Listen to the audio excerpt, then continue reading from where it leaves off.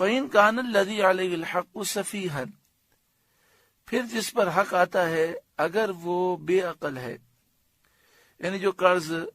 لے رہا ہے اس میں اتنی عقل نہیں کہ وہ ان معاملات کو سمجھ سکے، او ضعیفاً، یا وہ ناتواں ہے، کمزور ہے، اتنا بوڑھا ہے کہ وہ نہیں لکھوا سکتا، او لا یستطیع ان یمل ہوا،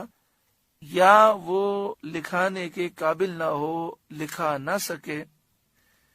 یعنی جو قرض لے رہا ہے وہ پاگل ہے،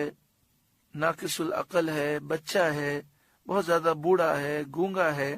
یا زبان نہ جاننے کی وجہ سے اپنا مقصد بیان نہیں کر سکتا، اور اس کا ولی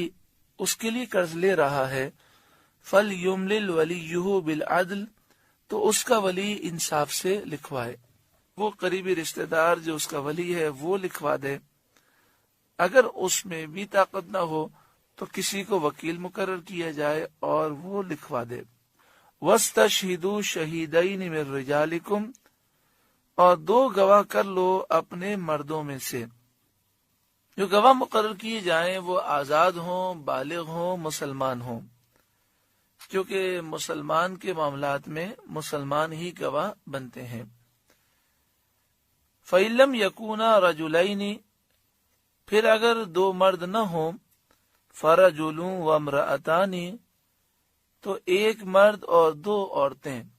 ممن تردون من الشہداء، ایسے گواہ جن کو تم پسند کرتے ہو، یعنی جن کے متعلق تمہارا خیال ہے کہ وہ نیک صالح ہیں، عادل ہیں، ان پر تمہیں بھروسہ ہے، انہیں گواہ مقرر کرو، ان کے سامنے یہ لکھانے کا سلسلہ ہو اور قرض کے لینے دینے کا سلسلہ ہو، تاکہ کسی قسم کی غلط فہمی نہ ہو اور کسی قسم کا نقصان نہ ہو۔ یہ حکم گو کہ مستحب ہے، فرض واجب نہیں ہے، لیکن ہمارے لیے بہت بہتر ہے۔ بسا اوقات جب ہم قرض کسی کو دے رہے ہوتے ہیں، لینے والے پر ہمیں اتنا بھروسہ ہوتا ہے کہ ہم کہتے ہیں لکھوانے کی کوئی ضرورت نہیں ہے اور گواہ بنانے کی کیا ضرورت ہے، لیکن پھر کچھ عرصہ گزرتا ہے اور معاملہ ایسا ہوتا ہے کہ وہ قرض واپس نہیں کرتا، اور ہمارے پاس کوئی گواہ نہیں ہوتا اور کوئی کاغذ ایسا نہیں ہوتا جس پر یہ ساری چیزیں لکھی ہوں، تو فی زمانہ قانونی تقاضے پورے کرنے چاہیے اور ایسے پیپر پر لکھوانا چاہیے کہ جو پیپر قانونی طور پر حجت ہو سکے، اور 2 گواہ بھی مقرر کرنے چاہیے۔ اگر سامنے والا فریق ہمیں یہ کہے کہ بھئی آپ کیوں لکھوا رہے ہیں، کہ آپ مجھ پر بھروسہ نہیں ہے، تو آپ اسے اس طرح پیار سے سمجھائیں کہ چونکہ قرآن مجید فرقان حمید میں حکم دیا گیا کہ لکھو اور گواہ بناؤ، جب ہم قرآن پاک کے اس حکم پر عمل کریں گے تو انشاءاللہ برکت ہوگی، آپ کے لیے قرض کی واپسی آسان ہو جائے گی اور ہمارے معاملات بھی آسان ہو جائیں گے۔ قرآن پاک پر عمل کرنے کے جذبے کے تحت یہ سلسلہ ہوگا تو انشاءاللہ تعالی بہت آسانی ہو جائے گی۔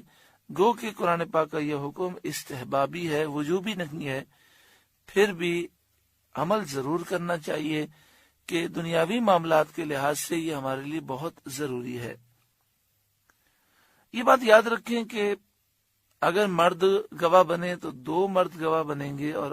عورتیں گواہ ہوں تو 1 مرد اور 2 عورتیں۔ صرف عورتیں گواہ ایسے معاملات میں نہیں بن سکتی۔ اگر مرد ہیں تو 2 مرد کافی ہیں، اور اگر 2 مرد نہیں ہیں، 1 مرد ہے، تو پھر 1 عورت نہیں بلکہ 2 عورتیں یہ گواہ بنے۔ ان تضل احداہما، کہ کہیں ان میں ایک عورت بھول جائے، فتذکر احداہما الاخری، تو ایک دوسری عورت کو یاد دلا دے۔ مردوں کے مقابلے میں عورتوں میں بھولنے کی عادت کچھ زیادہ پائی جاتی ہے، تو اس لیے فرمایا کہ 2 عورتیں گواہ بنے تاکہ اگر ایک بھول جائے تو دوسری اسے یاد دلا دے۔ وَلَا يَأْبَ الشُّهَدَاءُ إِذَا مَا دُعُوا، اور گواہ جب بلائے جائیں تو آنے سے انکار نہ کریں،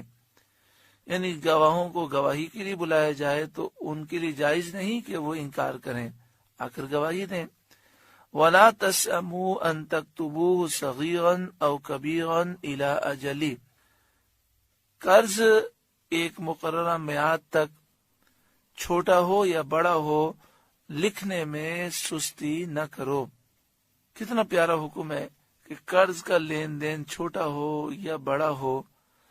ایک مدت تک قرض کا لین دین ہے تو لکھ لو، اور قرآن مجید فرقان حمید ہمیں فرماتا ہے کہ سستی نہ کرو۔ آج جتنے لوگ پریشان ہیں، ان کی پریشانیاں جو کاروباری ہیں اس میں ایک بہت بڑا عنصر یہ پایا جاتا ہے، یا فلاں پر بھروسہ کیا، ہم نے اسے اتنا مال دے دیا،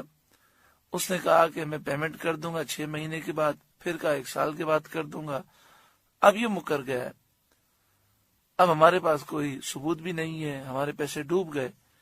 تو اگر قرآن پاک کے حکم پر عمل کر لیا جائے تو کتنی آسانی ہو جائے۔